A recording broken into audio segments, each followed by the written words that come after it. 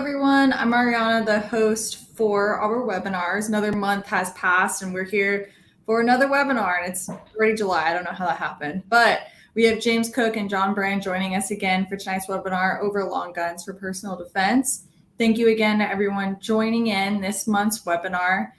Whether you guys are seasoned, well-knowledged gun owner or considering just purchase a long gun for the first time, these guys that we have here tonight, they will help you with the knowledge necessary to make decisions regarding your personal safety with a long gun, along with some legal considerations that you might need to take note of.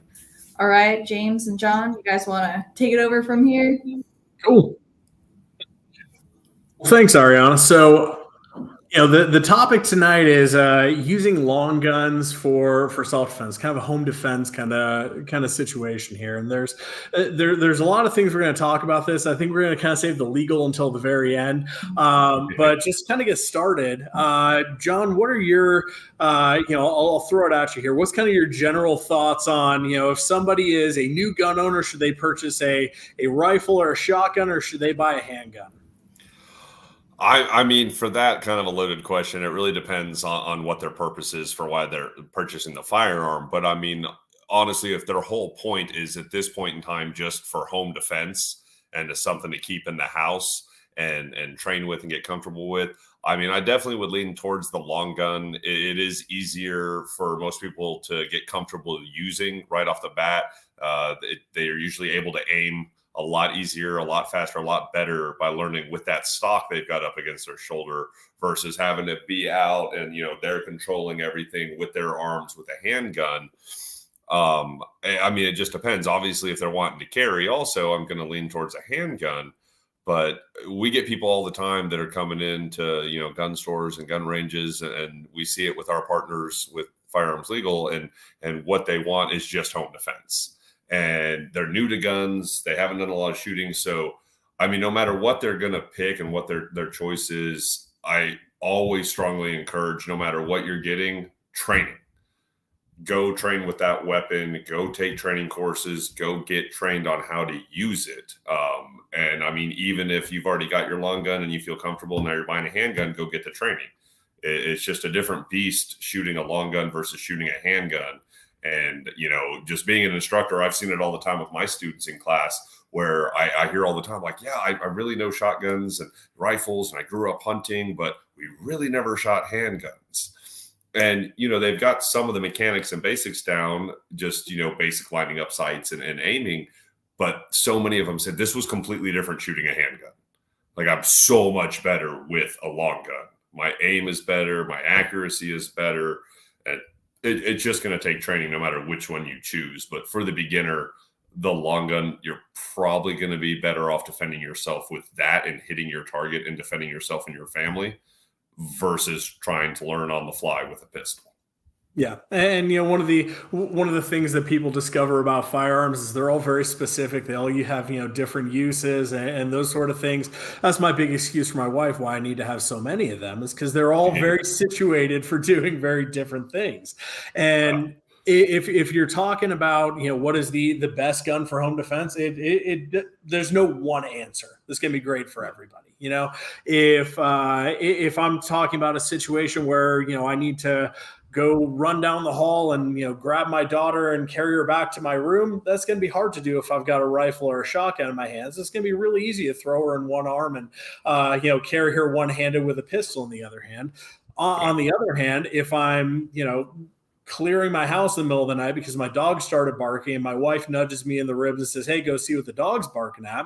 I can have a more powerful light mounted on my rifle, and I'm a lot more comfortable using a rifle. I can have a good red dot sight on my rifle to kind of help me in low light there. And just the power and accuracy you get out of a good long gun is going to be so much more than you're ever going to get out of a pistol. And or just leave your lights off and pop the one that's got the night vision scope on it. Exactly. Yeah. I'm gonna go chasing burglars through my house like was Buffalo Bill at the Buffalo Bob at the end of Silence of the Lambs. Exactly. Yeah. So a lot of the questions that come up regarding using long guns. First off, let's kind of define it here. When you say long gun, what exactly are we talking about when you say long gun versus handgun? Yeah, I mean, long gun, it's going to encompass, your shotguns, preferably not the one that you're going out and hunting dove with or doing skeet shooting with, because you're usually looking at a 26, 28-inch barrel on that. That's going to be pretty hard to swing around in your hallways. Versus if you've got your more just, common Remington 870, Mossberg 500, Mossberg 590, that's going to have the 18.5-inch barrel. It's going to be a little bit easier to maneuver in your house, around corners especially. But then also when you're getting into long guns, I don't think for home defense, anyone is thinking like, yeah, I'm going to bust out my Remington 700 and 270 or, whatever 30-06. Like, I don't think that's what they're thinking of. That's for going hunting. You're usually talking your ARs. Ranch.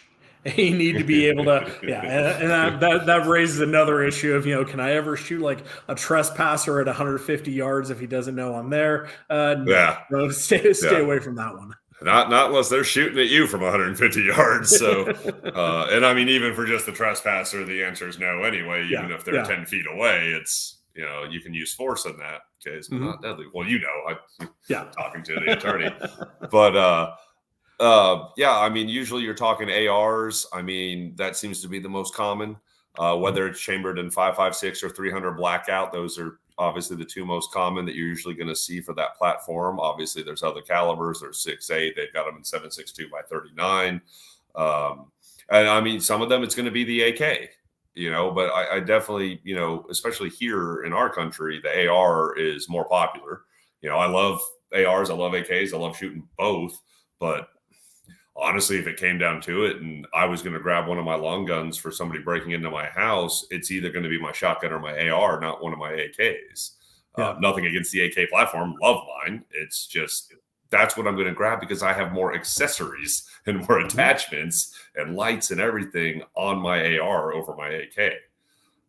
And for me, definitely, I'm a big fan of the weapon lights. There's pros and cons. Obviously, I'm not the biggest fan of lasers. They have their purpose. It's just, it's not something I personally enjoy, but I definitely want to see my target. I want to know what it is I'm aiming at. And there's pros and cons to it being mounted on the weapon versus you having the handheld over here. So, I mean, there's pros and cons to both, like with everything. I just like being able to identify my target. On the flip side of it, if that firearm's in front of me, and does the light, and they do have a gun, guess what they're going to shoot at? The light, which is right in front of my body. Yeah. So versus where if I did have this would be more with like a pistol and I'm coming out over here with my other light, maybe they hit my arm, maybe they don't hit me at all.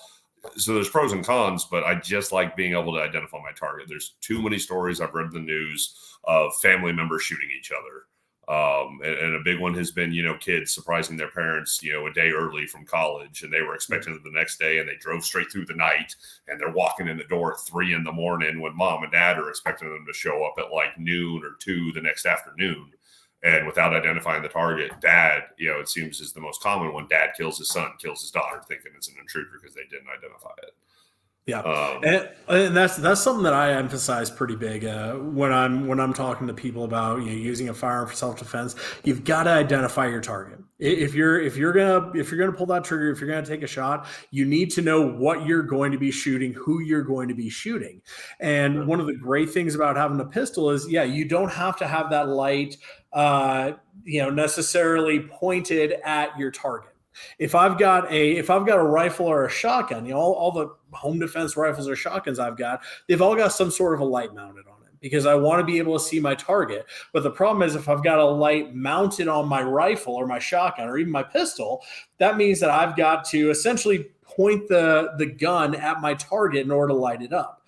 If I've got a handgun, I can have a flashlight, just like you said, kind of off to the side. I can be pointing it at whatever I'm trying to figure out if I need to shoot it without having to point my gun at it. Now, the great thing about having a light mounted to your gun is if I grab my pistol in the middle of the night and I forget to grab my flashlight because I'm excited and I heard a noise or something like that, and I run downstairs, I've just got a pistol and now I've got no flashlight.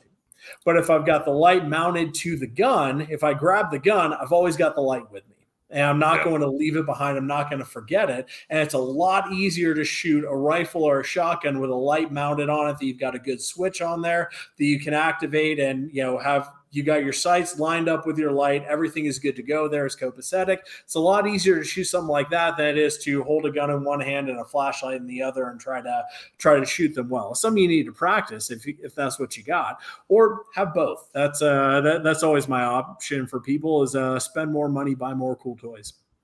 No, I'm with you on that. I like having both, pistol, rifle, shotgun, whatever. I like having a weapon light on my firearm. Not all of them have them. And obviously I have some that I carry that don't, but I like having my flashlight with me too, that I just keep in my pocket. I don't care. Everyone's got their preference on brands. I'm obviously a big fan of Streamlight and Surefire. I like both. I tend to go more Surefire for handheld and Streamlight for the weapons. For the actual weapon mounted light, but everybody's different. I just like the switches better on Streamlight. But I also have a really, really small little tiny USB rechargeable Streamlight flashlight that it actually, for the size, puts out an amazing light output. I forget exactly what the lumens are on it, but I mean, for how small it is, it's like a pin, and it's pretty bright. It's pretty nice. I can't remember the exact model of it. But so I'm with you on that. I like having both. You've got options. And heck, I even carry a little Surefire, mini one on my keychain, and it's small. It takes AAA batteries, but you know what? In a really dark house, it's a heck of a lot better than nothing. Yeah, no, I agree 100%. Yep. So let's kind of hit the general topic here: handguns versus long guns for home defense. Somebody breaks into your house, you hear your dog starts barking, your wife nudges you in the ribs and says, "Hey, go check something out downstairs." What was that noise? What are the pros and cons of long guns versus handguns? I mean, again, I think it really is going to come down, like we were saying earlier. I think it's going to come down to the person, their training, and their ability. And I think for the average person that hasn't taken a lot of training courses and done the level of training that I know you've done, that I've done, I think the long gun will serve them better. I think that's going to be a better option for them to survive that fight and win versus having any kind of an issue of struggling to aim, possibly struggling with, getting out that flashlight if they don't have a weapon light. And so, I mean, now you don't even have your two-handed grip on your pistol. You've got one hand. I know it's definitely easier to be more accurate with the two-handed grip than the one-handed grip. I obviously recommend practicing. Like I'll go to the range, I'll shoot two-handed, with dominant and with offhand. I'll shoot, dominant hand, and then I'll shoot offhand also, and just do it one-handed. You never know, you might get hit, lose the use of one of your arms. I know from my standpoint, I've got my handgun right next to it's in my nightstand, right there next to my bed. And so it's the quickest, fastest weapon I can grab in my home. And so that's what I'm going for. Whereas my wife, she's taken training courses, but she doesn't have the training I have. She's a really, really good shot. She is a way better shot with a shotgun or with a rifle than she is with a pistol. And I know if someone breaks in and I'm not home, I hope she is grabbing the long gun and not one of the pistols, because I want her to protect herself and stay safe. And I mean, she's an amazing shot with a shotgun. And so I would much rather that's what she's using. And for anyone that doesn't have, a lot of training under their belt. And I mean, even for those that do, I mean, like we were talking earlier, let's face it, SWAT, Navy SEALs, when they're going in, they're doing their raids, they're kicking down doors and clearing out buildings, man, you don't see them coming around with a pistol. They're going in with shotguns, ARs. Sometimes it's a submachine gun like an MP5, an MPX, something like that. But they're going in with rifles, typically. Now, on the flip side of that, they do have the advantage of there's, 6 or 7 of them, typically. And so definitely for your rifles, I like the SBR. I like having a short barrel rifle and the maneuverability that I get with, a 10.5-inch barrel, even down to, 8.5-inch barrel, which ballistically for 5.56 is not going to do you any favors out at 300, 500 yards. But this isn't what we're talking about. 300, 500 yards, and they're not shooting at you. Have fun in prison for shooting them from that far away. Yeah. But you're trying to get around corners in your home. And having the shorter barrel is going to make it more easy to maneuver around your hallways, around those corners in your home. versus having the 16-inch barrel. And so a lot of people don't want to pay this tax stamp. They don't want to pay the $200 and register, their NFA item. And so if you want, to have that rifle, but still have the maneuverability of it without doing an NFA item, there's lots of good options with bullpups. I really enjoy the IWI Tavor. It's a 16-inch barrel. So still, when you go out and you're out on property shooting 500 yards, you still get all the ballistics you need with that 16-inch barrel. But because the barrel goes all the way down past the receiver into the stock as well, you get the maneuverability almost of having like a 10 and a half inch barrel. But again, I mean, everybody's different. So I like all of them. I know you do too. Yeah. Like, we're a fan of firearms, obviously. So. Yep, and kind of going over, I think some of there's some definite advantages to handguns. For one, they're going to tend to be a little bit cheaper. You can go out and buy a Glock for $600. You can buy an AR-15 for $350.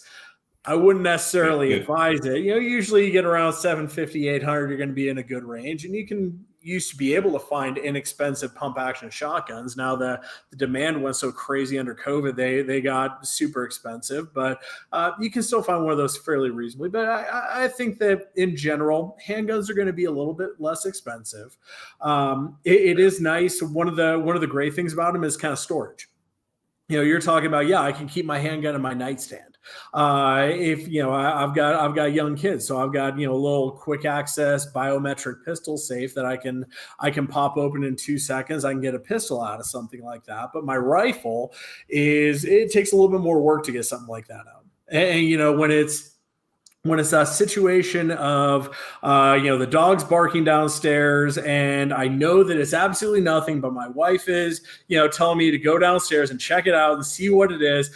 Would I rather, open up the quick biometric safe and get the pistol out, or do I want to put in the combination and pull out the rifle and, load around and sling up and go down my stairs and go check everything out like that? On the other hand, if I hear the dog starts barking and I hear voices downstairs, I want to win that fight. And that is the great thing about a rifle or a shotgun is it absolutely helps you win that fight.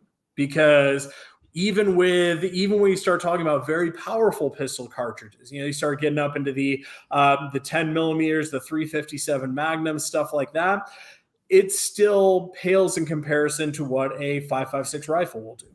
And especially what a 12 gauge shotgun will do. Clint Smith, the owner of Thunder Ranch, who has got some very great wisdom out there, says that pistols are useful for poking holes into people, rifles are useful for blowing holes through people, and shotguns, when employed correctly, can take a part of a person, remove it, and drop it on the floor next to them. There's some truth behind that, but the downsides of rifles and shotguns are they're going to be bigger, and especially with a shotgun, you get a lot of recoil. And especially if you're talking about going and training somebody that has a slighter build that doesn't go out there to the range and run 3-inch magnums through their 12-inch short-barreled shotgun and stuff and grin and bear it and think this is awesome. Going and teach them how to use a shotgun can be difficult. It can be a little bit of a shocker there.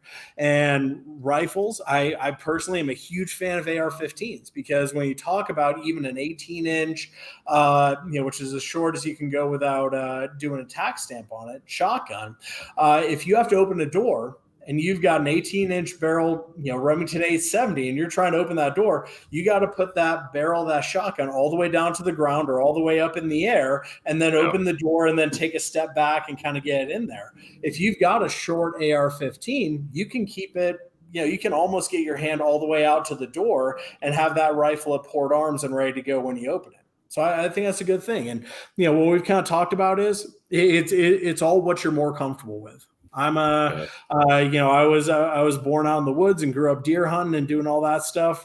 A rifle, I am 10,000 times more comfortable with than a handgun.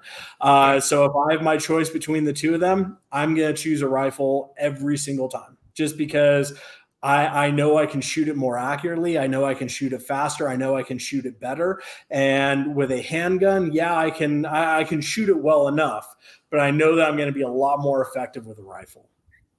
Yeah, well, and I mean, and that's exactly right. Like, you know what you're going to be more comfortable with, what you're more accurate with, and you have a lot of training, and that's the one thing you've got to remember is if you miss and that bullet goes through a window, through your door, across the street, hit your neighbor standing out in their yard, you're responsible for that, and you're going to be charged, and you're going to get convicted. Um, Mm-hmm. if you're really lucky, maybe you'll just get probation if they didn't die. But if they die, you're getting convicted of manslaughter. And so whatever you're more accurate with is definitely going to be better. On the flip side of it too, though, we keep talking about, the maneuverability and everything like that. Honestly, if you don't, I mean, everybody's different. If there's kids in the house, obviously you're going to get out of your bedroom and go make sure that your kids are okay and get to them and keep them safe. And so I get it. You're going to have to leave where you're already safe in your bedroom. But I mean, if you're by yourself, you're alone, or maybe you're married, no kids, just you and the, spouse are in the bedroom.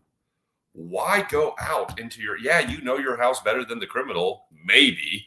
I mean, a lot of times it's people that have already been in your home before, whether you know them or it was, somebody that came over to do work on your house and they've been inside it. But you don't know how many people are in your house at this moment in time. You hear something, but do you know how many people you hear? Do you know if there's one person or three or four people? Because a lot of them are working in teams these days. They're not by themselves typically anymore. And so you're going to leave where you're safe in your bedroom, where you probably have a phone, your cell phone at least, to be on the phone with 911, get the police come and get them en route, and just stay safe. And you're fine where you're at right now. And you can just wait with that shotgun, with that rifle, so that if they do come into your bedroom and enter into the space that you're in, you're able to defend yourself versus trying to maneuver all through your dark hallways, turning on lights, or, trying to get your flashlight working, your weapon mounted light working. And again, it's going to be different because if you've got kids, I know you're leaving your bedroom and you're going to go make sure your kids are safe. But it takes a lot of training to get good at knowing how to properly clear a house. And a mistake that a lot of people make in the very beginning when they run through shoot houses and everything and get this skill set and learn is that they're hugging the wall. They're right up against the wall as they're checking a corner. And that's not how you're supposed to check that corner. You want to be a little bit away from it to be able to check, because if they shoot and it hits and it ricochets, it's going to ricochet right into you. Or if it goes through the wall, it's going to go through into the wall that you're standing right up against, right behind. But people do it all the time. I get it too. I'm guilty of it. I did it my first time. It's just, you're like, okay, I'm behind the wall. I got cover. All right. But when you're wanting to check, you want to stand a little bit further away from it. And so it just takes training to get good at that. And I've got a whole plan with my wife and what we're going to do. If we're both home and she knows what it is, there's a safe place for her to get to where she's going to be. And I've got long guns in there for her to be able to use. And that's where she's going to be. That door is going to stay shut. And we have our own code word that she will not open that door until I say that code word. And if she doesn't hear it and somebody's trying to come in that door, that means they already got me. And so she needs, when that door kicks open, that she needs to shoot and take them down and save herself. But I'm going to be out, not going and searching my entire house. Now, if we had kids, I would be. But we don't. It's just the two of us right now. We're trying to have a baby. So we're trying for that. So then I will have to start clearing my house if something happens, God forbid. But, we've got our whole plan. I'm not going out through my house trying to play Rambo. And I mean, I've got a decent amount of training, and she's on the phone with 911. I'm staying, and there's only going to be one way for them to get to where she's at, and it's through me. And they've got to come into my bedroom to do it.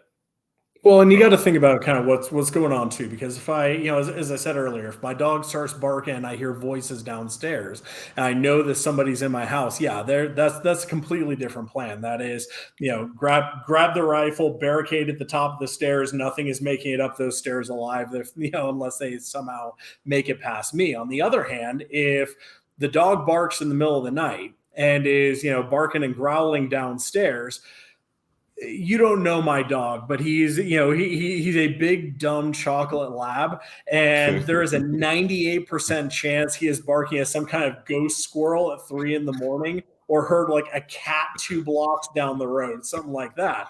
And I'm not necessarily going to, pull out my rifle, barricade myself at the top of the stairs and call 911 and say, hey, somebody's in my house because my derpy dog is barking downstairs. On the other hand, if I know somebody's in the house, absolutely that's what I'm going to do. But, you kind of need to have a plan on how to deal with both situations. Is this something real that is happening here? Or am I just, going to go downstairs, get to shine my cool flashlight down the hallway a couple of times, realize that nothing is going on, and then go back to bed? Yeah. Well, I mean, and that's the thing, I'm sitting here saying like, stay in your room, stay safe. And that's if you know for a fact that somebody's, in your home. But I mean, what, 9 times out of 10, you don't know. I'm not saying I've heard my dogs bark. I've heard a noise and I'm like, what'd the cat knock over now? And I get up and walk out of my bedroom without a gun. I'm not thinking the worst. But at the same time, like, my dogs are pretty protective. So they're not growling. They're not going nuts or crazy. So I don't think there's somebody in the house. But you just never know. I mean, it's just human instinct. You want to go see what's going on and what's happening. And so everybody's different, obviously. But I mean, if I know for a fact someone's in my home, I don't have kids that I have to go check on right now to make sure they're safe. So I'm going to make sure that what's most important to me, my wife, is she's in her safe place where she needs to be. And that door is locked and shut. And then I'm out here just making sure they don't make it into the bedroom to get to her. Well, let's talk about some of kind of the legal considerations here, because the big question that comes up when we start talking about, hey, if I'm going to use an AR-15 for home defense, or if I've got a pump action 870, or I'm super cool. I've got a Benelli M4 with a collapsible stock and a red dot sight on, and that kind of stuff. If I'm using something that looks like I just pulled it out of the latest Call of Duty game, is that going to screw me over legally? And what I tell people in my classes is the short answer on this is it doesn't matter what tool you use. It matters what the circumstances around the shoot were. A good shoot's a good shoot. It doesn't matter what the gun was. If I am in imminent danger of death or serious bodily injury, and I've got my rifle, I've got a suppressed short-barreled rifle with night vision goggles and IR laser and all that stuff on it. It doesn't matter that I use that gun or I use my grandpa's old Smith & Wesson 38 special revolver, because I was in imminent danger of death or serious bodily injury. And the only way I could handle that situation was by using deadly force. It's kind of the margin cases that get people into trouble, right? When we're talking about criminal stuff, the most famous one of these was there was a police officer in Mesa, Arizona. This is about 7 years ago. That they wound up doing a very bad room extraction of an individual named Donald Shaver, and they wound up shooting him in the hallway of the motel that he was in. And the officer had a dust cover on his AR-15. That when the dust cover was closed, it looked, just standard Parkerized. It looks absolutely standard on there. But once you fire it, for those that aren't familiar, the AR-15 has a cover that kind of covers up the side of the rifle there, and it flips open to eject spent cartridges out. And once it flips open, you can see the bottom side of it that's not visible when it's closed on the top. And he had "You're effed" written on the bottom side of his dust cover. And the problem was and I'm not necessarily going to go and opine on the legality and how good of a shoot it was. There were some definite problems with what the officers did. There were 3 officers giving the guy different instructions all at the same time, and he was trying to comply with it. And then it wasn't necessarily a good shoot. But part of the problem the officer had was he had "You're effed" written on the dust cover of his rifle. And that makes it really easy for a prosecutor to look at you and say, you know what? You're obviously somebody that is just looking to kill somebody. You had a good tool to go do it, and you wanted to go shoot somebody with a rifle, and that's why you did it. And I think that's a huge fear that a lot of people have, that if I use an AR-15, they're automatically going to think I'm a murderer. They're automatically going to think I'm a bad person, that I'm a school shooter who just happened to get lucky and catch somebody in their house. I think those fears are mostly overblown, because what really matters is, first off, talk to a lawyer before you make any statements. But if you have a good legal grounding for why you were afraid, why you had to use that weapon to defend yourself, I don't think it really matters what kind of a weapon you were using unless there's something just grossly off point with it as far as civil or criminal charges go. And the question about over penetration, what if I put a hole through my through my wall and it goes into the neighbor's house and it hits them. I My personal opinion on that is I think that the best round you can use, if that's what you're worried about, is not anything from a handgun. It's not anything from a shotgun. It's going to be something very high velocity and very lightweight with a hollow point on it. 5.56 is the best there is out there for that. It breaks up pretty well through walls. It doesn't carry through a lot. If you remember back in the 80s, SWAT, as we all saw in movies, the LAPD SWAT team, groups of guys hunting predators in the jungle and stuff, they all carried MP5s because it was the best thing out there. But one of the things we've kind of figured out is that pistol bullets don't really deform a whole lot when they hit drywall, and they tend to, because they're heavyweight, they tend to carry on pretty well. Grantham had a video about a month ago shooting a bunch of drywall stacked up, and the 22 had the least penetration, but a 5.56 rifle shooting hollow points didn't go through that many walls. And I think that's a good thing. You do need to be cognizant about where your rounds are going. And that's a problem for us that live in the city, that, if I'm using my 308 M1A and I put a round through my wall and it goes through 6 different houses and hits somebody on there, can I be held criminally liable for doing something like that? Yeah, I absolutely can. So make sure your rounds land where they need to. Yeah. And I mean, there's always frangibles, those break up pretty fast. I mean, and like you said, to your point, I've literally seen a 9mm hollow point that it went through a wall, it went through a cabinet, and it went halfway through a refrigerator. And I mean, seriously, through a wall and through a cabinet, it still had enough force to make it through a metal refrigerator and puncture that steel and go into the fridge. Yeah. So it's just train. Yeah. Practice, get better, take training courses. I don't care where it is, your local range, even if it's online training with somebody like, Concealed Coalition, train, get practice and get an instructor that's going to train you so that, there's great training online, and then go train even more at the range, practice this. There's obviously a bit more that you can do and practice when you're at an outdoor range versus an indoor range, or you're a little limited on your movement at an indoor range. But train and practice and get better, and keep training, keep practicing. It's a perishable skill. There's a reason James and I train, and he's got a ton of training under his belt. I'm an instructor myself also. I still train with other instructors. I still do more training every year. It's going to be key to not only helping you win that physical fight and keep yourself and your family safe, but it's also going to be key to less errors and misses that might end up down the road causing you some harm, through the criminal courts, because you did miss and shot a neighbor walking down the street with their dog or something like that. Just get the training and practice, and whatever weapon it is, I tell my students all the time, if you've got a safe full of guns, and I don't care how many it is, you've got 10 guns, you've got 500 guns, however many it is, and you want to buy this next new hot gun that's coming out, but you haven't done any training courses, you're going to be better spent using that money to go take a training course than having another gun sit in your safe. You just are. You need to know how to use the weapons that you're carrying, and you need to become proficient with them. And I know you know it, I'm sure, but you always hear, don't worry about the guy that has 100 guns. Worry about the guy that has 1 gun, because he knows how to use it. Well, it's the selection problem, because I know that if somebody breaks into my house, I know that, there's a mass murderer downstairs on the front floor of my house, I'm going to have a really hard time choosing which gun I want to shoot him with. Do I want to do it with a shotgun tonight? Do I want to do it with a 5.56 or 3? It's just, selection bias is going to be a big problem there. And some of you touched on one of the things that I got this question in a class that I taught last week, actually. Somebody asked, well, if I go and take a bunch of training classes, or if I've got military or law enforcement training, isn't the DA going to use that against me? Aren't they going to say that, well, yeah, you're a trained killer, and that's what made you a murderer in this? And my response to that is, you could certainly have a DA that tries to make that argument.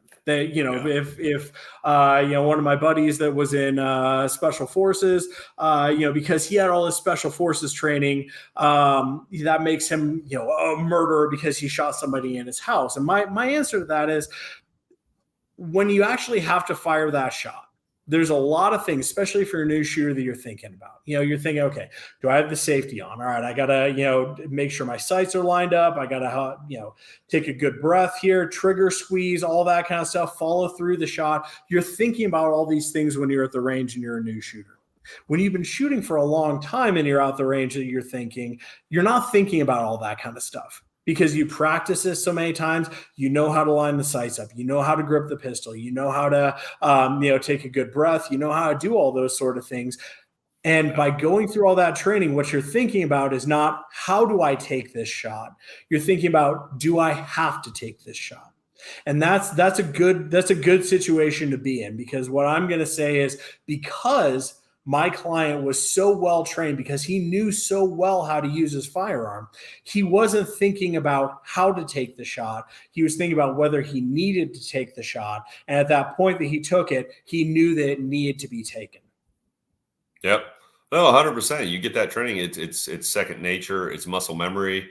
You do it without thinking. I mean, and the people that, you started off first shooting, and, you're so careful loading the magazine and getting that grip right, and lining up your sights. And then, after you've done training and practice and you got the repetition of the muscle memory, you head out to the range and you just get on your lane, you start loading your mag, and you just start shooting without even thinking about any of that anymore. And that does give you more time in a self-defense situation to really analyze the situation on, is your life at risk right now? Is there a threat to you, your family, versus, a kind of more panicked reaction of just grabbing the gun and starting to pull the trigger. You've got all your muscle memory already going and working for you. And they say all the time that when you get into the actual real situation, you're going to revert back to your training that you have and whatever that muscle memory is. And if you don't have any, it's probably not going to be the best day of your life. Get training, get practice. But I definitely think for beginners, kind of back to our original topic, which we talked about different ones, but like you were saying, the long gun is going to be easier for you to use from the get-go. You're going to be more accurate with it, like most people are, than you are with the pistol. It's just going to serve you better for the fight. Well, and, having a larger magazine, if you're reverting back to your training and all your training is from Call of Duty, if you've got 30 rounds in your gun and you're trying to press X to reload, you're much better off than if you've only got 10. One thing I want to talk about is civil liability, because that's kind of the other flip side when we talk about legal. Criminal cases. If your shoot is good to go on the criminal side, and you get a DA that says, we're not going to prosecute for something like this, that's definitely a very good thing. But you can still get charged civilly. Not charged. You can get sued civilly for wrongful death, for intentional infliction of bodily injury and pain, emotional pain and suffering. Exactly. Yeah, pain and suffering. So that is where you can get into a little bit more of an issue if you're using a long gun. And it's the same kind of thing that we were talking about earlier, that fear of, if I use something that looks really, really scary, does that mean that somebody's going to have a stronger civil suit against me? And the way that the civil system works is, in a civil lawsuit, you have to prove it by preponderance of the evidence. It's 51% more likely than not that I did something wrong, as opposed to in the criminal system, it is beyond a reasonable doubt that I did something wrong. But even still, I still, what I recommend to people is, if you're going to make, if you're using a rifle to defend yourself inside your home, somebody's broken in, chances are, I'm not going to grab my, my 243 Winchester deer rifle to go and confront somebody in the middle of the night. I'm going to grab something that, looks a little bit more like something off of Call of Duty, or, let's be realistic here, something I'm probably going to use for hog hunting down in Texas. Right. I want the best tool for what I'm doing. And if I've got a red dot sight on my rifle, that's because I know that I'm probably going to be engaging something in low light, and I want to make sure that I'm hitting where I'm aiming at. I've got a suppressor on my rifle because I don't want to blow my eardrums out if I shoot a 10-inch AR in a closed hallway, or if my kids happen to be there. I don't want to, I don't want them to be hearing the music of my people like I do all the time. That nice ringing of tinnitus in my ears. I don't want to cause that to my kids at a young age. We'll wait till they're like 16 or 17 before they get that. I'm going to have a collapsible stock on because I want my wife to be able to collapse it down so it fits her better. I want me to be able to push it out so it fits me better. I want to be able to adjust it so it works better. I want to have a 30-round magazine in it because the Marine Corps did extensive testing and determined that the Gen 3 PMag was the most reliable AR magazine ever built. And I think if it's good enough for the jarheads, it's good enough for me. I'm going to have all that stuff on there so that if, God forbid, I have to pull that trigger, I'm in the best position to end that fight as quickly as possible. But I'm not going to paint zombie skulls all over the outside of it. I'm not going to, I saw some guy that had, something like something engraved on the side of his rifle that said, it's not up to me to judge people. It's up to God. I'm just here to arrange the meeting. If you put something like that on the side of your gun, you're just asking for an attorney to be able to paint you as a bad guy. That you're some crazy guy that just wanted to kill somebody, and their client was just an innocent kid who wanted to break in to steal your TV, and you just decided you were going to execute him in your living room, and that is where I think you can create problems. So I especially don't want civilly. It's especially civilly. So I don't want to dissuade people from from having an AR or a shotgun or whatever that's built for the purpose. If you've got whatever you need on there to be able to do a good job of defending your home, I think that's fine as long as you can explain it rationally. If it is something that's just for giggles, something that maybe would look cringy on the back of a t-shirt if somebody was wearing it, and you're going to slap that onto your gun, think twice about it. As much as as awesome as I think bayonets are, I'm probably not going to bayonet somebody in my house. So don't slap the OKC-3 on the end of my 20-inch AR and decide I'm going to do a bayonet charge through my house in the middle of the night. Yeah. Well, I mean, and you're absolutely right. I mean, it's the best tool for the job and the best tool that you can handle for the job. And I mean, and I love it when I get to talk with attorneys because you guys already know you do this for a living. It's your career. I'm just the guy that gets to talk about, some deadly force and use of force laws every once in a while with the carry permit courses. But they're going to use whatever they can against you. It's just the way it goes. I mean, it's an attorney's job. Their job is to put some doubt in that jury's mind that you were justified. And there was one years ago, and they tried to use the shirt he was wearing against him to sway the jury. And he was wearing, when he got attacked, it was justified self-defense. He had every right to use deadly force. The jury agreed in the end with that. But the state tried to use against him and sway the jury the shirt, and he was wearing a Punisher skull shirt. And they're trying to pull and sway the jury into this. This is the shirt he was wearing that day. We have a vigilante that thinks he can just kill whoever he wants to. And I mean, it's complete nonsense. It's completely ridiculous. You know it. You've said it, a few times already tonight on the webinar. It comes down to the consequences of the actions of whether or not you had the right to use deadly force that day. Not the shirt you were wearing, not that stupid dust cover that police officer had. And I know they're cool. They look awesome. I get it. You want to customize your gun. I've got one I'm a little worried about personally. I've got one of my carry guns that the back plate, it's a Glock, and it's got a Boondock Saints back plate from the movie Boondock Saints, and I've got that on there. And I'm terrified and know that they'll try to bring it up to use it against me if I ever do use that particular firearm to defend myself and my family. They're going to bring it up.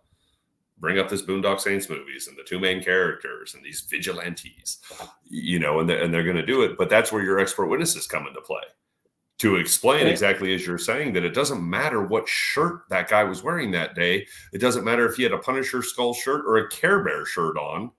It matters that this guy was actively trying to stab him and kill him with a knife not what shirt he wore. Can I say, if I ever have a self-defense trial where I get to play the movie Boondock Saints for the jury, that is going to be the best trial of my life. So no, I agree. So I guess to kind of summarize this, because I own a gun store too, and I get that question all the time. And usually it is it's a guy that's coming in to buy a gun for his girlfriend. Right. And they come in and, say he's pushing her towards something like a Smith & Wesson Airweight 38 Special, the 5-shot double action only one, or I get, a lot of people that come and say, well, what's the best gun for self-defense? What should I get? And the answer is get what you can shoot best, that works best for your purposes. If your main concern is, I want to be able to run down the hall and, grab my 4-year-old and run her back to the bedroom and close the door and, be able to have something that I can carry while I do that, fantastic. Pistol is your answer, because you can have that in one hand, you can have your kid in the other hand, and you can go for it. If you want something you can conceal carry and throw in your nightstand in case somebody breaks in the middle of the night, and then grab that, and you only want to have one gun for all those purposes, handguns, perfect. It's exactly the tool for doing something like that. If you want to have something a little bit more powerful, that if somebody's broken into your house, you can grab, you can go with, I'm personally a huge fan of AR-15s. AKs are fantastic too. I like those, bullpup ARs. Get something you can shoot well, this chambered in a good full power rifle cartridge, and that'll do you great. And shotguns are awesome too. I'm just more of a rifle guy just because I grew up hunting deer, not birds. Yeah. I'm with you. I'm more of a rifle guy myself. I like my shotguns. I'm more comfortable with a rifle than a shotgun. My wife, I'm blown away how great she was with her shotgun first time ever going out and doing skeet shooting. It was amazing. I was just blown away. And of course, we were shooting a $45,000 Cosme that wasn't ours. We were fortunate enough to get to shoot that. She loved it. I'm like, I'm not getting you a $45,000 shotgun, but we can find you something comparable that you'll enjoy and that you're good with. But you have to be able to use your weapon. It's like you said, I get asked all the time by students during the carry permit class, on breaks, and they're like, well, what gun do you carry? What holster do you use? And I'm like, whoa, like I know what works for me. Like I know what I like. But let's figure out what works for you and what's going to be best for you. Let's try out some different rifles, different shotguns, different handguns, hold a bunch, pick some that feel comfortable to you. We'll go out, we'll go down the range, we'll shoot them and figure out what you like.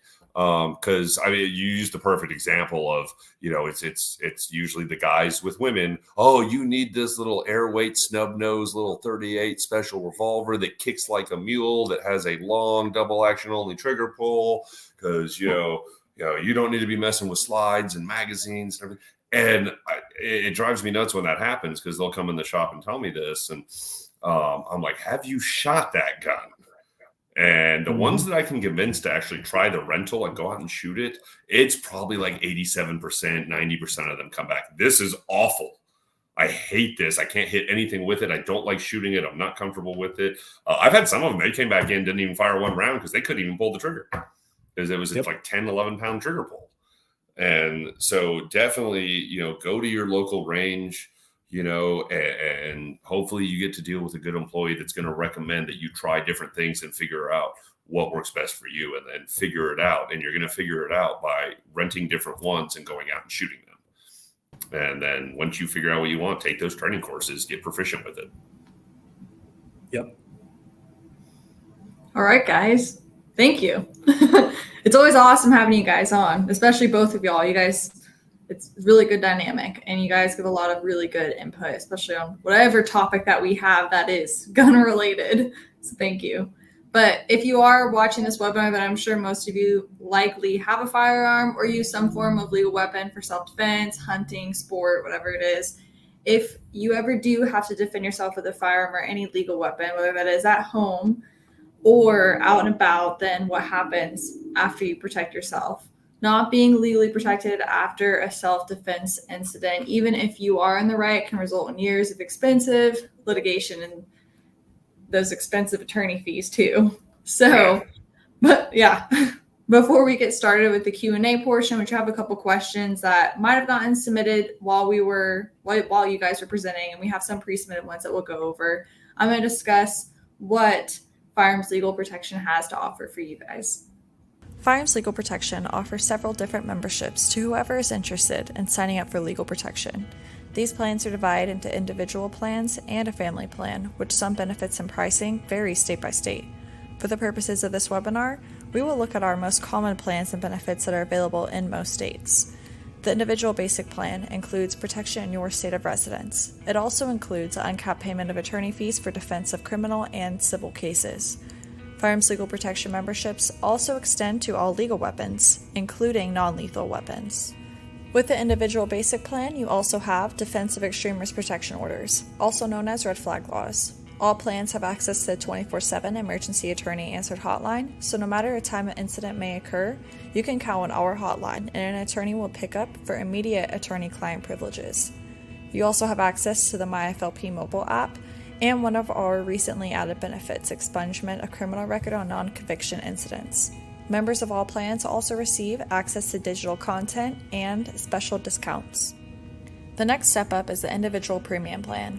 This plan has nationwide coverage and also includes all the benefits just mentioned and payment of bail bond premium, payment of expert witness and investigator fees if either are needed in your case. There's also coordination of counseling support, payment of lost wages if you are out of work during trial, and a list of other benefits. We also have the family premium plan to choose from for those who want the same protection also applied to their family. For just a little bit more, you get all the benefits that were just mentioned applied to your spouse and all minor children.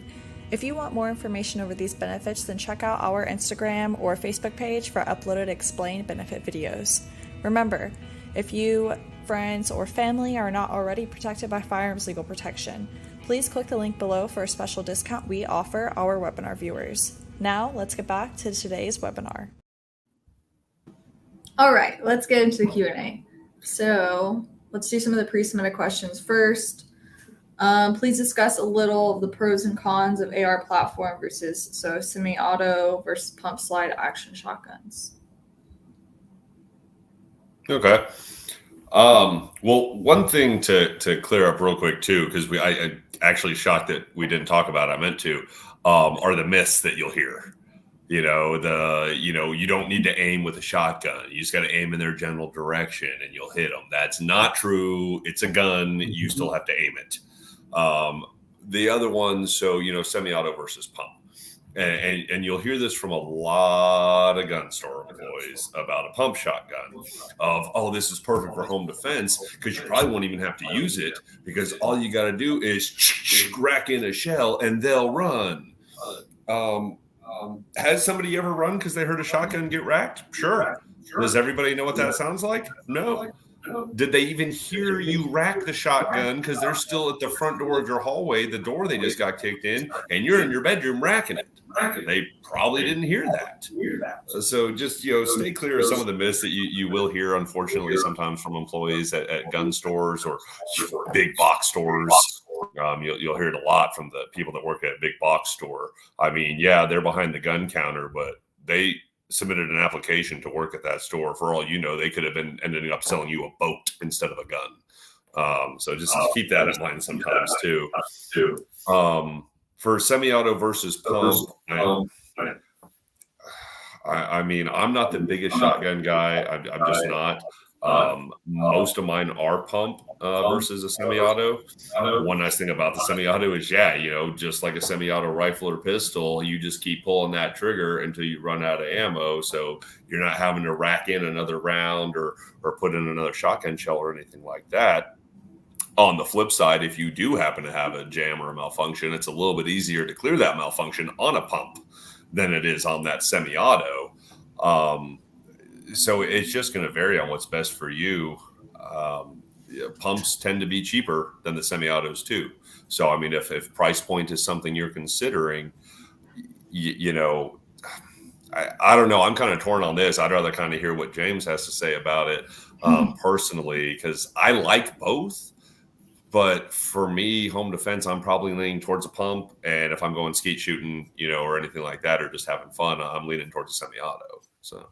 Yeah. And I'll tell you, I am one of those people that did scare someone away by the sound of, pumping a shotgun. Nice. One night, I won't give you the long version of this story. It involves my dad in his underwear having a Vietnam flashback when I, came up and found him and stuff. But yeah, we did have somebody that snuck into our backyard, and I grabbed my 870 and loaded it. And the guy, very clearly, I could hear him outside my window, freaked out as soon as he heard me rack the shotgun and then scrambled over the back fence. Uh, it can happen. Is it always going to happen? Hell no. And if somebody is actually intent on hurting you, is the sound of you racking a shotgun going to make them decide, you know what, I don't want to do this? I don't think it's a good thing to bet your life on. No. As far as pump action versus semi goes, the interesting thing about shotguns is, for semi-auto shotguns, the more reliable the gun actually is, the more the price goes up, and it is a very, very steep curve.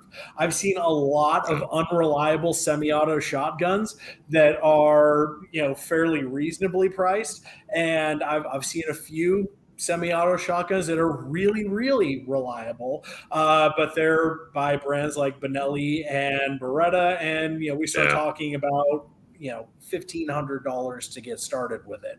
I personally love the Benelli M4. It's fantastic, but it's crazy expensive. It is.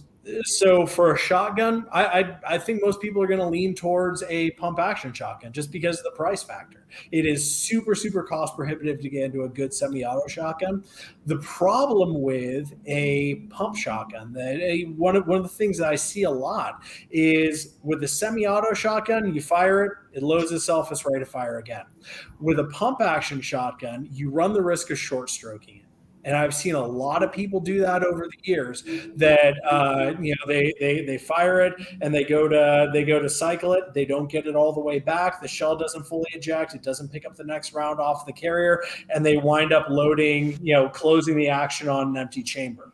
That's a real problem with pump action shotguns. If you're going to use a pump action shotgun for self-defense, you have absolutely got to train with it. You've absolutely got to know that you run that thing hard. You run it all the way to the back. You run it all the way forward. There's no middle ground with a pump action shotgun. Yeah, and I do understand it, but you see it all the time with beginners. They're so gentle with the gun. I don't care if it's a pistol, racking the slide and leading it forward and guiding it forward, and they jam it up. I have to tell people all the time, if, that move on pumping that shotgun, if that was going to break it, that's a pretty bad shotgun. Same with the slide on a pistol, pull back and let go. If that was going to break the gun, that's a pretty bad gun. Just think about how fast it's traveling when you're shooting it, So, yeah, we don't want to abuse our guns, but you don't have to treat it with kid gloves. It's meant to be used, and it's meant to be pumped. And so that way you kick that shell out, you feed in the next round. You don't need to be gentle with it and use, kid gloves with it. It's not going to do you any favors. And you, like you said, short stroke it, you might jam it. You're right. I've seen it where the shell wasn't in there. So yeah, pump that thing like it owes you money. Yeah. As far as for the AR platform, pro con versus using the AR versus the shotgun, that's something we could talk about all day long. I'm going to keep going back to what we've said. It comes down to the user and the tool that you can use most comfortably. It depends on what you can handle, because that 12 gauge shotgun, man, it's got some kick, it's got some recoil, it's got some kickback. That AR does not. That's one really nice thing about the AR, is that it is an easy weapon for you to use and defend yourself and be accurate with, and be able to protect yourself, your family, your home, without worrying about that kickback. Because people, you see it all the time. They know it's coming and they'll flinch, they'll close their eyes, they'll look, because they know it's about to hurt their shoulder. Versus the AR, they might be scared their first time, second time, but they shoot it that first time and they're like, that was nothing. It's like shooting a 22. Not exactly, but it's like, well, it is a 22 caliber bullet. So, it comes down to what you can handle. And if you can't handle the 12 gauge, but you're still dead set on a shotgun, check out the 20 gauge. It's going to be a little less recoil for you, a little less kickback on that shoulder. If that's not working for you, maybe look at a 410. after that, maybe your option is an AR. So it's pros and cons to both, and what you're comfortable using from. Yeah. And I think the advantages to the AR, it's going to be lighter. You're going to be able to put better sights on it. You're going to have an easier time if you want to put a flashlight on there, putting it onto an AR than a shotgun. You're going to have way less recoil. You're going to have way more ammo. Because if you look at you look at your standard Remington 870, usually you're going to get 7 rounds in that thing. And that, granted, 1 round of 12 gauge can absolutely stop a fight, no questions asked. You don't necessarily need to double tap anything with a shotgun. But like you mentioned earlier, it's easy to miss. Shotguns don't typically have very good sights. If all you've got is that bead on the end of your shotgun, your ability to aim that is based off of how well you can get your body behind that gun, how well you got your body mechanics, and how well you can aim that by kind of making sure your head's in the same place and that bead's right there, and here's where it's aiming at, as opposed to a red dot sight on a rifle. And if you miss, and people miss with shotguns because really good self-defense double-aught buck will typically open up between a half to 1 inch per yard out of the end of the gun. So I don't have a huge mansion. The longest shot I'm going to take in my house is probably 7 or 8 yards. So I'm going to be looking at, between 3 inches to 6 or 7 inches of spread on that.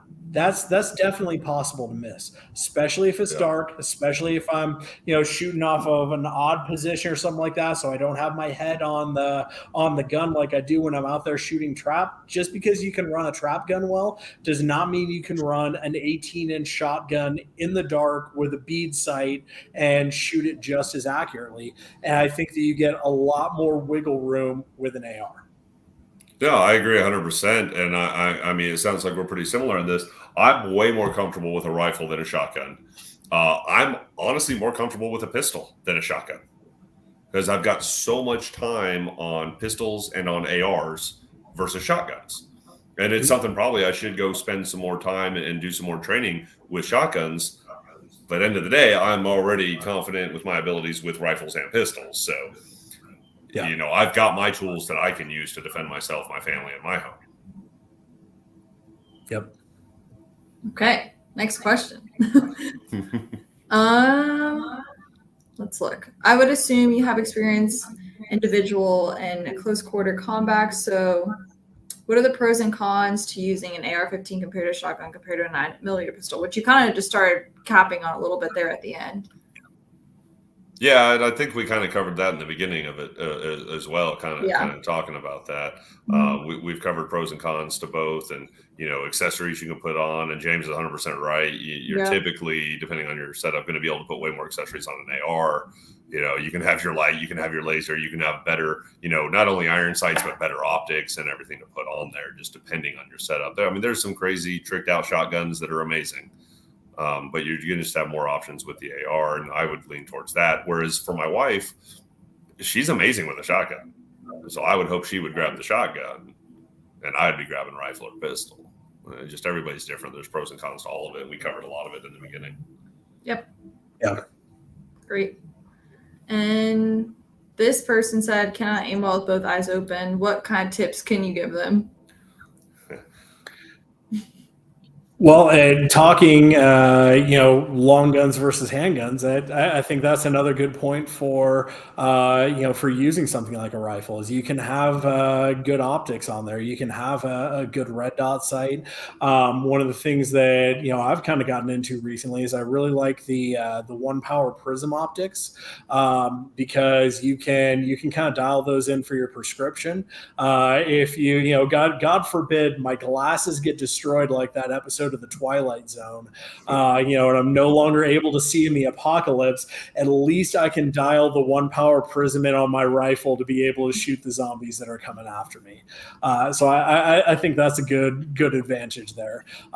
If you can't aim well with both eyes open, I'm not a big fan of visible lasers. I love them for if I've got my night vision goggles on. I'm running under nods. Lasers are fantastic for that. But I do actually have a pistol light with a laser on it on one of the pistol I mentioned in that quick access safe, because if for whatever reason I get out of bed in the middle of the night and I've got my glasses off, I can't find them because I knocked them down to the side of the nightstand or something like that where I'm trying to throw them on.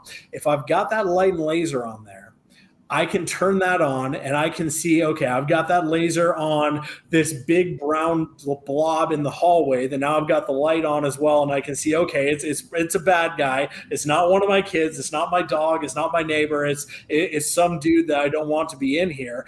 And I can turn that laser on and I can still fire that accurately without my glasses on. I wouldn't recommend that. I'm not saying, don't go around your house without your glasses on, just shoot at something that looks like a person. But it does give you that option. And that is one of the very, very limited good uses for visible lasers on pistols that's out there.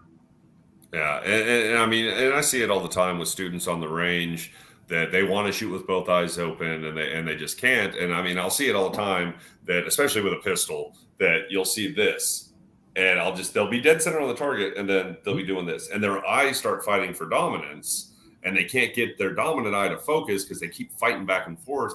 And I mean, definitely there's ways to train your eyes. There's training you can do. There's, putting a patch over your eye or over your glasses and getting that eye trained up. And especially if you're trying to switch which eye is dominant.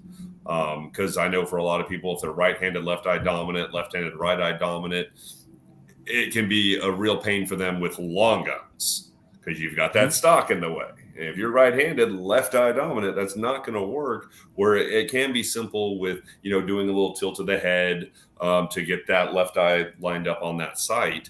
But I would recommend training and practicing and training your eyes and teaching them to be able to shoot with both eyes open and get the dominant eye to focus when they're both open, because you're just going to, if you've got multiple attackers, you're going to be able to see with your peripheral vision, and you're not going to go where like, okay, all I can see is over here. I can't see anything over here right now. If I had somebody over here attacking me or trying to attack, I wouldn't know because I can't see. On the flip side of it, you need to be able to hit your target. So in the meantime, until you've gotten better at being able to shoot with both eyes open, if you need to close that eye to focus, do it to hit your target. Because it's not going to do you any good if you're missing it and you can't defend yourself. And look at famous gun celebrity Larry Vickers, former Delta Force guy. He's right-handed but left eye dominant. And if you watch him, he shoots all his pistols right-handed and he shoots all his rifles left-handed because that gets his dominant eye in line with there. And that. Unfortunately, if you are one of those people that happens to be cross-eye dominant, that's probably one of the best ways out there is actually to try to train yourself to shoot rifles and long guns with your opposite hand so you can line them up with your dominant eye. With pistols, because you're kind of holding them out center, it's not quite as big of an issue. And that'd be one of the very good reasons to shoot a pistol. If you happen to be cross-eye dominant, is it may be easier for you to get that lined up. And one of the things that has become really popular nowadays is just about every new handgun coming out has got some sort of milling on the slide so that you can put a mini red dot sight on it. And it's difficult to train yourself to shoot a handgun with irons because you've got 3 different points in space that you're trying to focus on. You got your target, you got your front sight, you got your rear sight. The correct answer is you always have your front sight and target, but you need in focus, but you need to make sure you're shooting at the right person here. So you got to look at that, and then you got to focus from the front side. And it gets really, really difficult. And if you've got a red dot sight on your pistol, you're just focused on that target, and you've got the sight, the sight popping up there, and that's a really great option too. Yeah, it took me a long time to come around, but in the last 2.5, 3 years, I've finally got into the red dot optic scene for pistols, and It's great. You still got to know how to use your iron sights, but it's fantastic using the red dots. I'm a big fan these days. It took me a long time to come around to that. All right, we just got a couple more questions. You guys probably touched on this already, but my shotgun looks tactical and 7-round magazine. Would you advise keeping it for home defense or replacing it with a traditional shotgun? Again, strictly home defense. Yeah, I mean, we kind of did touch on it with, they're going to try and use anything they can against you to put doubt in the jury's mind. But as James said multiple times, I obviously agree with him 100%. It does come down to the consequences of why you pulled that trigger and the actions they were committing versus, he's got this scary looking military AR that they're going to want to try and say in court anyway, and convince you that your AR was a more dangerous weapon than a Ruger Ranch Rifle Mini 14. I mean, they shoot the same bullet. You can even do the same conversions to have a stock with a pistol grip and everything like it. So, I mean, I think it's kind of your personal preference there on if you just don't want to risk that coming up in court, and that it's just, hey, here's my wood stock shotgun that I used, that I defended myself, versus the scary black tactical looking shotgun that the military uses. I mean, I don't know. I mean, that's my thought on it, is they're going to use what they can against you. But I've got my wood ones and I've got my tactical ones. I've got both also. So, and my thoughts on that are that if it makes it better for what you're attempting to do with it, what its intended purpose is, I think that's fine. If you've got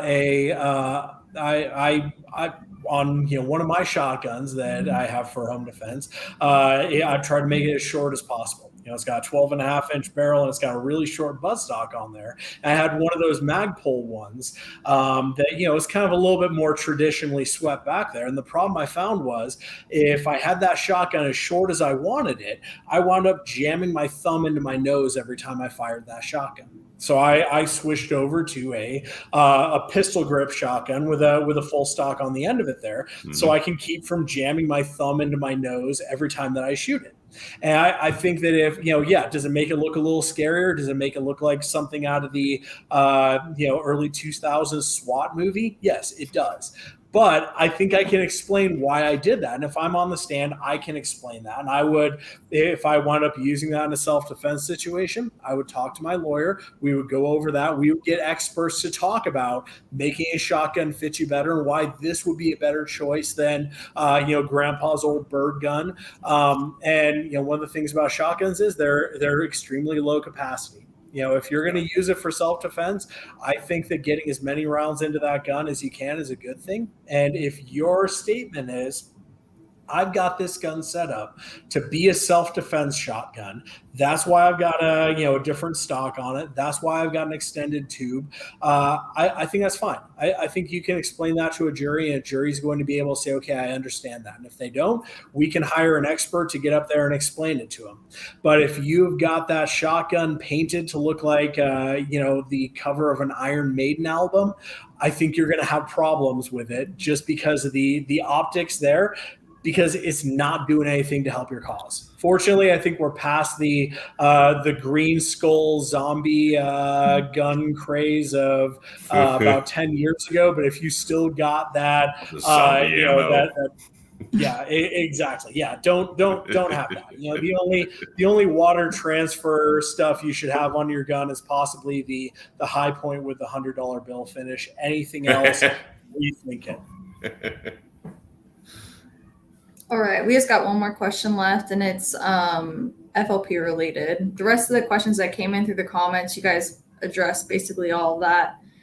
But the question that came in that was FLP related is, if I took a plea deal, would I have to pay you guys back, and would I still be covered?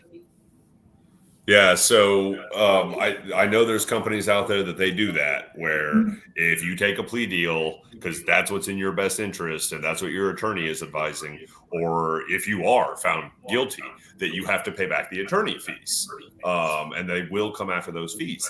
FLP, we do not do that. So if you take a plea deal, If you're found guilty, even, hopefully you're being found not guilty, or honestly, hopefully you were no billed by a grand jury and we never even had to get to a trial. But if that does happen and that's what you and your attorney have decided is the best course of action and you take a plea deal, you do not have to pay us back the attorney fees. We do not come after you for the attorney fees we've already paid. We don't make you pay them back. That's one thing that separates us from some other companies, that they will come after those attorney fees. We will not. And yes, you're still covered. We didn't cancel you for cause or anything like that. So I've been asked multiple times by students, a few times over the years. And they're like, what if I have to use my FLP protection 5 times? And I'm like, you're covered for all 5 incidents. But if by the 5th time you're using your protection plan, you might want to rethink your life and where you're going and where you're hanging out at. But you will be covered, and we are not canceling you for cause, and we're not coming after the attorney fees. Yeah, and I can confirm that. I've definitely had clients that were charged with very, very serious felonies, and the DA's office offered a low-level misdemeanor, and instead of going to trial, we said, you know what? We'd just rather take a plea deal on this. That's fully covered. They don't have to pay anything back. That's a really good thing, because it means that the decision is being made based off of what is in the best interest for my client, for that person that is being charged here, rather than, well, do I have to take this to trial and possibly risk everything in order to get the insurance company to pay me back for this. That's a really good reason why something like FLP is the way to go if you're looking for self-defense protection. Thanks, James. And just to be clear, the attorney is your attorney.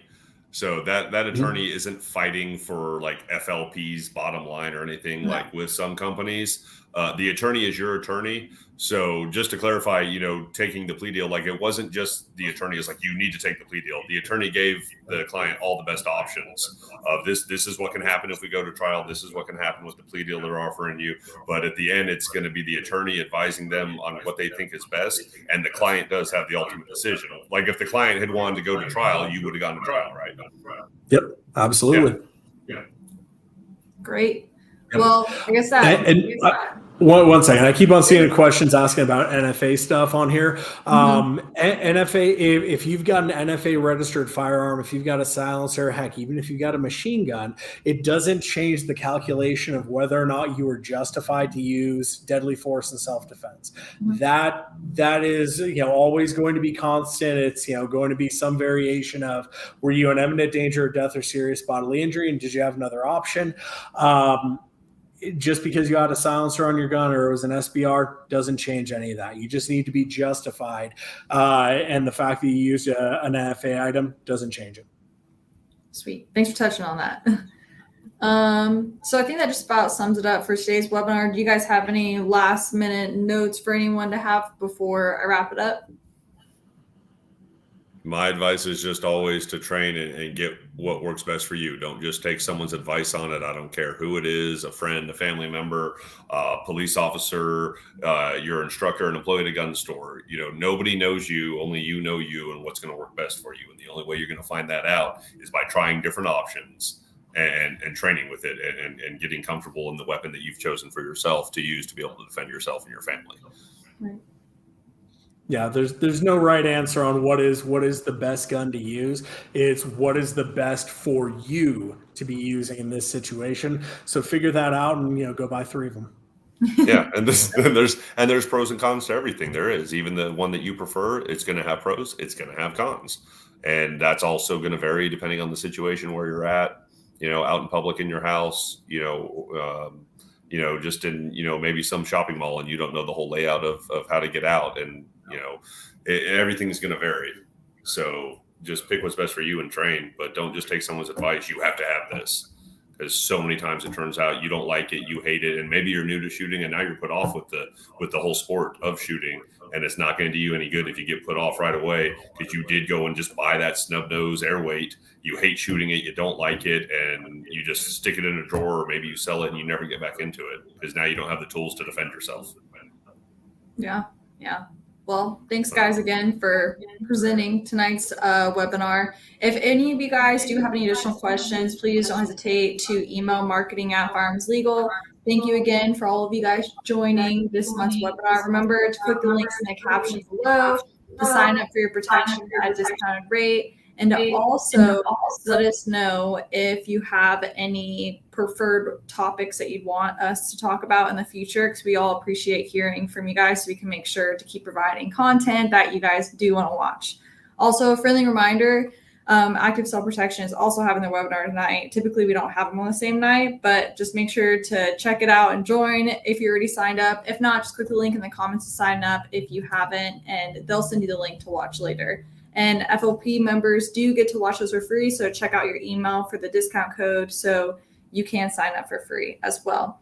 But thanks again for everyone joining. And if you, join next month, we'll have another one, of course, and have a great rest of your night. Remember, protect yourself, we'll protect you.